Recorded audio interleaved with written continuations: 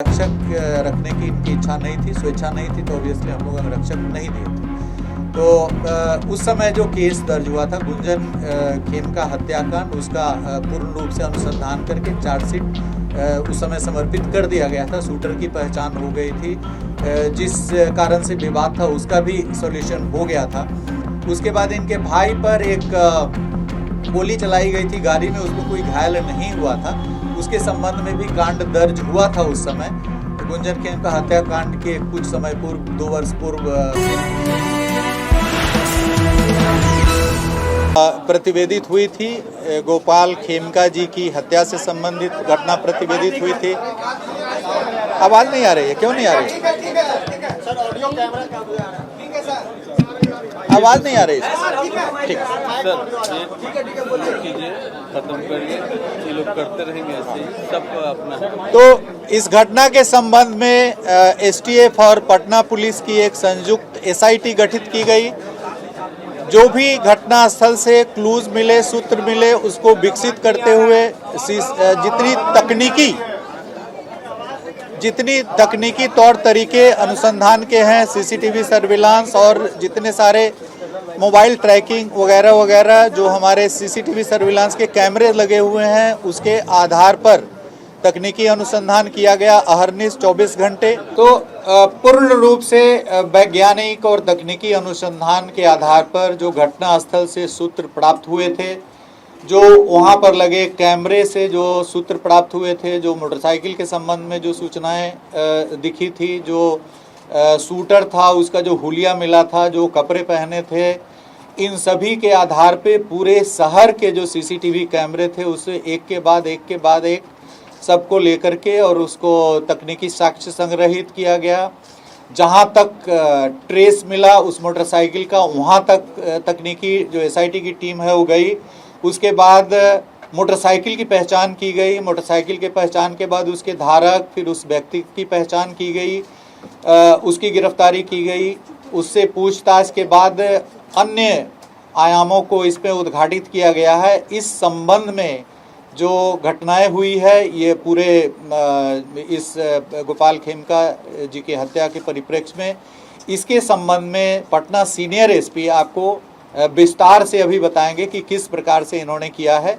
और इसके बाद यदि कोई सवालात होंगे तो यहाँ पर एडीजी ऑपरेशन कुंदन कृष्णन जी, range IG Patna Jitendra Adana जी और पूरी पटना की टीम और एसटीएफ की टीम है। जो भी आपके प्रश्न होंगे उसका हम लोग उत्तर देने का प्रयास करेंगे। तो इस संबंध में जो बारीकी से अनुसंधान की जो बारीकी जो प्रक्रिया है उसके संबंध में पटना सीनियर एसपी आपको ब्रीफ करेंगे। Thank you. Hand over to का माइक है, हैंड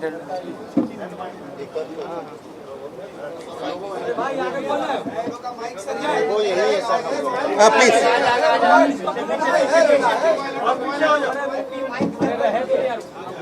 इसमें जब हम लोग अनुसंधान शुरू किए इसमें, तो जब अनुसंधान शुरू किया गया तो जहाँ पे घटना हुई थी उसके बाद सीसीटीवी का अवलोकन किया गया और वैज्ञानिक अनुसंधान प्रारंभ करते हुए जहाँ पे रिट्रीट हुआ था उस डायरेक्शन में आगे बढ़ा गया। इसी क्रम में बढ़ते बढ़ते हम लोग जहाँ पे जो अभियुक्त था वो जो भागा था उस घर तक पहुँचे। वहाँ पे जब छानबीन की गई तो एक मोटरसाइकिल हम लोगों को मिली। मोटरसाइकिल के नंबर से टेम्परिंग करने की कोशिश की गई थी। जब उस मोटरसाइकिल के पास वाले घर की सर्च की गई तो उस घर से जो अभियुक्त जो कपड़ा पहने हुए थे वो बरामद हुआ, जूता बरामद हुआ, मास्क बरामद हुआ। उस घर में जो व्यक्ति थे उनको लाया गया पूछताछ करने के लिए। उनका नाम उमेश यादव। जब उनसे गहन पूछताछ की गई, इसके बारे में गहराई से पूछताछ की गई तो उनके द्वारा इस घटना की संलिप्तता स्वीकार की गई। साथ ही में उनके द्वारा बताया गया कि इस घटना में जो उनके द्वारा इस्तेमाल किया गया हथियार था वो घर में छुपा के रखे हैं। ये जब उनको बताया गया उसमें उनके घर के ऊपर वाले फ्लोर पे जो उनके भाई का फ्लोर है, घर है, उसमें ये बंद कमरे में रखे हुए थे। उस जगह की जब छानबीन की गई तो इनके घर से 59 राउंड गोलियां बरामद हुई। 56 राउंड 7.6 का था और 3 गोली 9mm का था। उसके अलावा जब घटना में जो इस्तेमाल हथियार था उसके साथ 2 मैगजीन मिला जिसमें 14 राउंड गोलियां थी। इसके बाद जब इनसे और पूछताछ की गई तो बताया ये कि अशोक साहु का नाम लिए, ये इनको करीब 1.5 साल से जानते थे।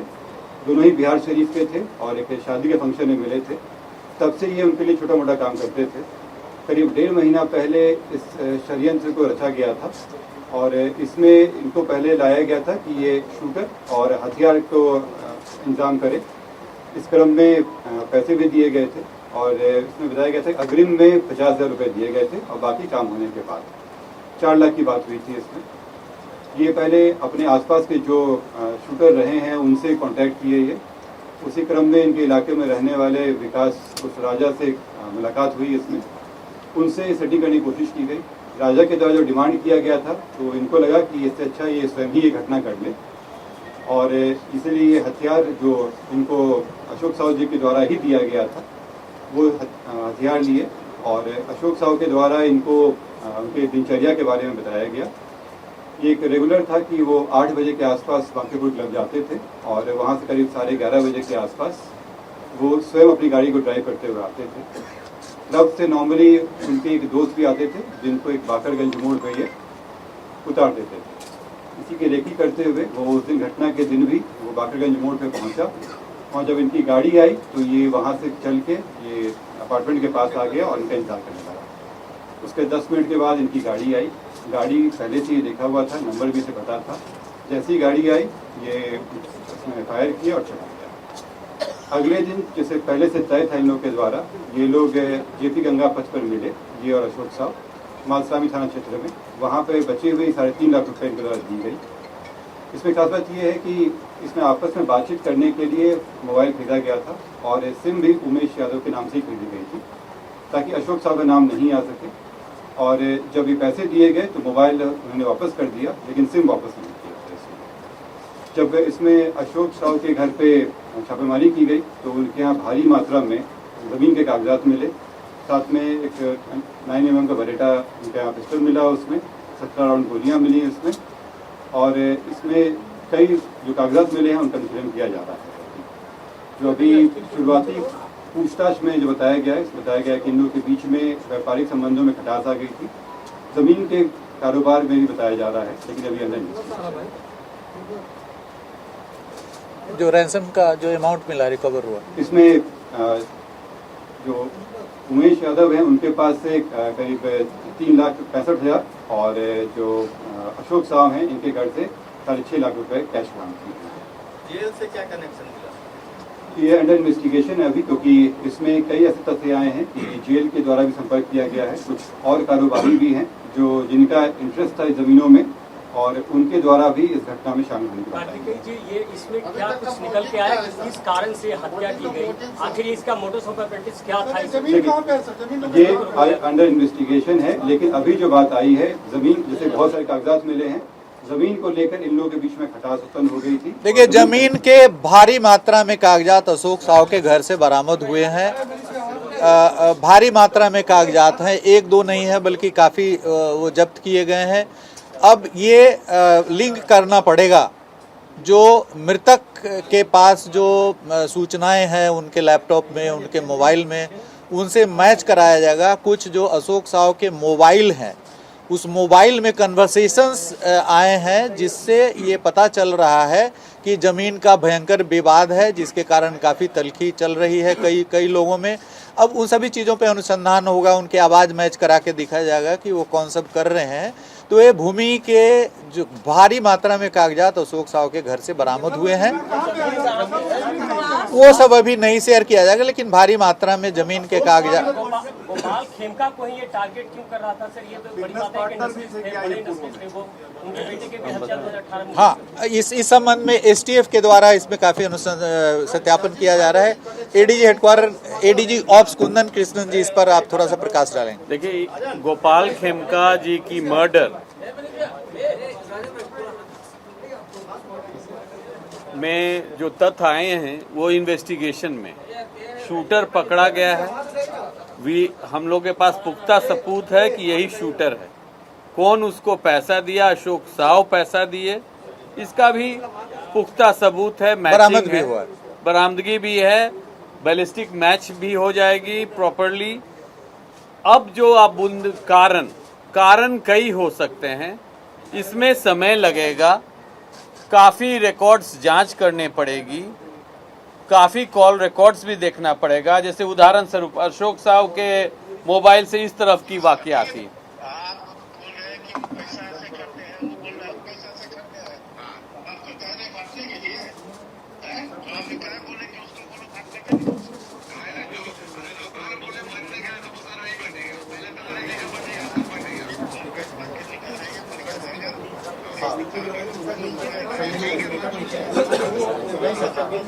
अरे मेरे बदौलत है, ये आपके बदौलत है, तो आप उसका पैसा भरपूर उठा रहे हो। किसका बदौलत है? आप ही ने बोले कि मेरे बदौलत है, मेरे पीठ हम उठा रहे हैं, मेरे पीठ हम उठा रहे हैं। हाँ हम उठा रहे हैं आज भी बोलते हैं उन्होंने और हम बता रहे हैं आपको बात हमसे नहीं, हम कोई चीज क्या फालतू कर रहे हैं, पहले ये बताओ ना उनको, तो क्या फालतू कर रहे हैं, तुमसे बात बताओ तो। हम यही तो बोल रहे हैं, चीज यही ना बोले, तुम कागज हमको दे दीजिए, ये सकते हैं दे दीजिए, फाइल दे दीजिए, कागज जो देगा तब ना हम देंगे। अच्छा नहीं देगा तो हम रहेंगे। अरे भैया नहीं देगा तो ये तो नहीं बोलना है, वो जवाब देगा। जैसे मिट्टू नहीं दे रहा है, क्या चीज क्या बोले आप आनंदपुर में कि संजय को 1.5 करोड़ देंगे? किसको बोले गए भाई? कौन भी झूठ बोलता है, बात झूठ भी हम बोले गए, बताओ तो किसको बोले गए कि हम 1.5 करोड़ रुपये देंगे? कौन बोला है तुमको? कौन बोला है? के सामने में हम। अरे तुम अभी बोलो ना, अभी से बात करा देते हैं और फ्रेंड से तो इस तरह तो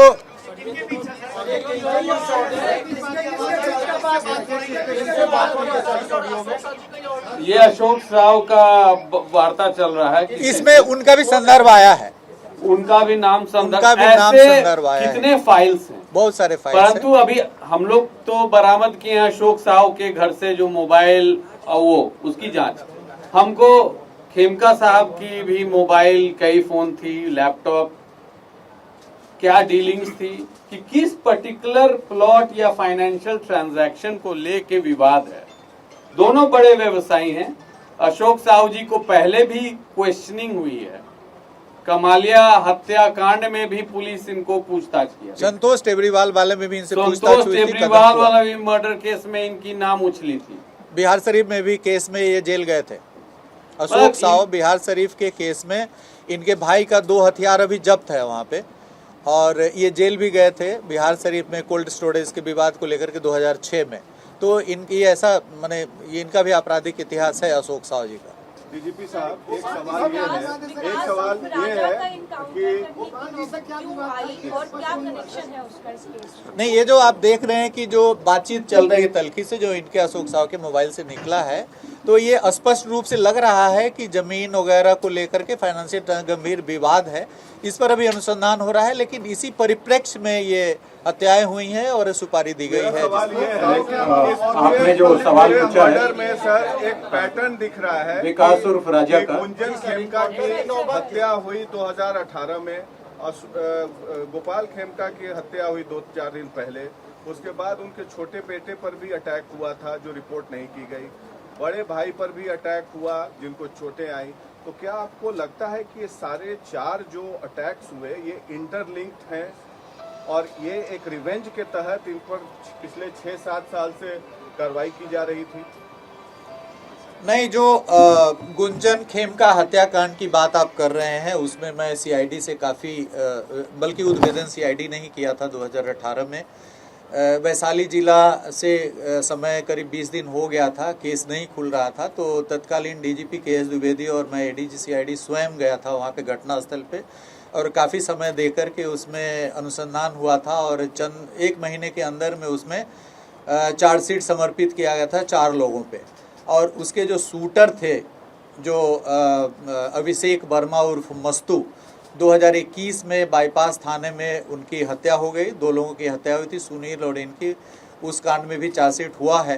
तो जो शूटर थे गुंजन हत्याकांड की, और वो भी जमीन विवाद में ही गुंजन की हत्या हुई थी। एक बिस्कुट फैक्ट्री की जमीन थी हाजीपुर महुआ रोड पे, तो बिस्कुट फैक्ट्री वहाँ पे नहीं लग पाया था, तो उस जमीन को कई सारे क्रेता थे जो उसको खरीदना चाह रहे थे, गुंजन खेमका के मोबाइल में भी मिला था उस प्लॉट का पूरा डिटेल्स, और उसके बाद उसमें कई सारे जो लोग कंपटीशन चल रहा था उस खरीदने के लिए, तो उस ज़मीन विवाद के परिप्रेक्ष्य में उनकी हत्या वहाँ पे हाजीपुर औद्योगिक थाना में हुई थी।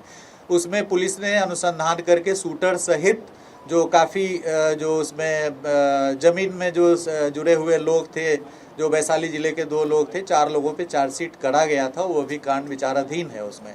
और उसमें जो अभिषेक उर्फ मस्तू था, उसका नागालैंड का एक लाइसेंस था, नागालैंड से लाइसेंस उसको मिला हुआ था पिस्टल का, ऑल इंडिया लाइसेंस था, उसको भी जब्त करने के लिए नागालैंड प्रशासन को उस समय हम लोगों ने लिखा था।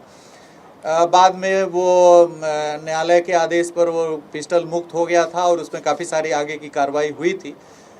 बट उस केस में हम लोगों ने त्वरित अनुसंधान करके उसमें चार्जशीट किया था, और 2018 में हम लोगों ने इनके परिवार की सुरक्षा के लिए अंगरक्षक मुहैया कराया था, जो 2024 तक इनके पास था। 28 जून 2024 को इनके द्वारा स्वेच्छा से अंगरक्षक को लौटा दिया गया था। उसके बाद भी जो हमारी राज्य स्तरीय सुरक्षा समिति है, जुलाई में लौटाने के 1 महीना बाद फिर से अंगरक्षक मुहैया कराने का आदेश पारित किया, लेकिन उसके बाद अंगरक्षक रखने की इनकी इच्छा नहीं थी, स्वेच्छा नहीं थी, तो ऑब्वियसली हम लोग अंगरक्षक नहीं दिए थे। तो उस समय जो केस दर्ज हुआ था गुंजन खेमका हत्याकांड, उसका पूर्ण रूप से अनुसंधान करके चार्जशीट उस समय समर्पित कर दिया गया था। शूटर की पहचान हो गई थी, जिस कारण से विवाद था उसका भी सॉल्यूशन हो गया था। उसके बाद इनके भाई पर एक गोली चलाई गई थी गाड़ी में, उसमें कोई घायल नहीं हुआ था, उसके संबंध में भी कांड दर्ज हुआ था। उस समय गुंजन खेमका हत्याकांड के कुछ समय पूर्व, 2 वर्ष पूर्व वो घटना हुई थी, मुझे स्मरण हो रहा है। उसमें नहीं पता चल पाया था कि किसके द्वारा किया गया है कांड। बट इसमें जो ये गोपाल खेमका जी वैशाली वाला जो गुंजन खेमका हत्याकांड था, उसमें कॉम्प्लेनेंट थे, वादी थे, और उस केस में जो डेट है वो 15/7 को सेकेंड डेट पड़ने वाला है। 2 डेट पड़ा है अभी तक उसमें चार्जशीट के बाद, एक था 2022 में और एक अभी 15 जुलाई 2025 को गुंजन खेमका हत्याकांड का डेट वैशाली जिले के न्यायालय में पड़ा है उसमें। और मेन शूटर की हत्या हो गई है और इसमें जो ये कंप्लेनेंट थे इनकी भी हत्या हो गई है।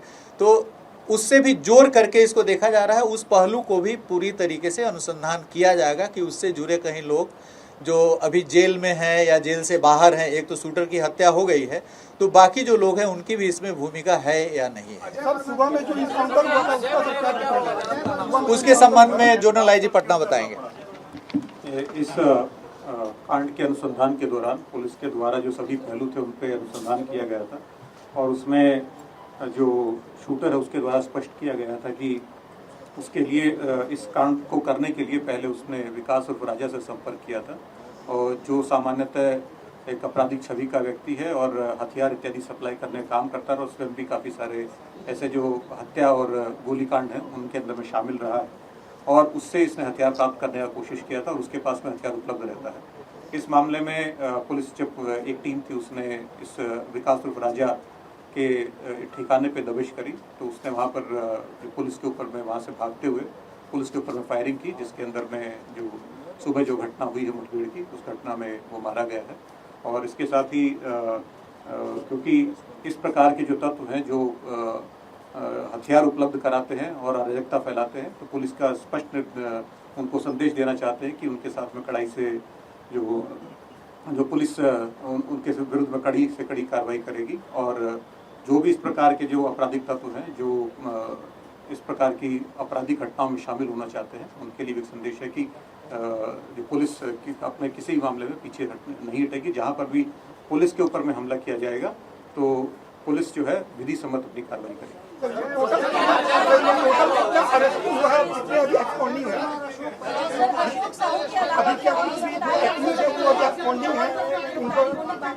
अभी नहीं, इसमें जो सुपारी देने वाले थे अशोक साहु गिरफ्तार हो गए, जो शूटर थे वो गिरफ्तार हो गए, जो पहले जिनसे संपर्क किया गया तो ज़्यादा पैसा मांग रहे थे वो मुठभेड़ में मारे गए हैं। इसके बाद जो आपने देखा कि भारी मात्रा में मतलब ज़मीन के कागजात अशोक साहु के घर से बरामद हुए हैं, उसकी स्क्रूटनी की जाएगी और उसको उन जो जमीन के लैंड के जो, जैसे आपने अभी जो मोबाइल में सुना कि जमीन विवाद डीड वगैरह की बात चल रही है, और ये जो ऑडियो अशोक साहब में मिला उसमें मृतक जो गोपाल खेमका जी उनका भी संदर्भ कई जगह आया है। तो इन सभी बिंदुओं पर 1-2 मिनट में अनुसंधान नहीं संभव हो सकता है, इस पर काफ़ी गहन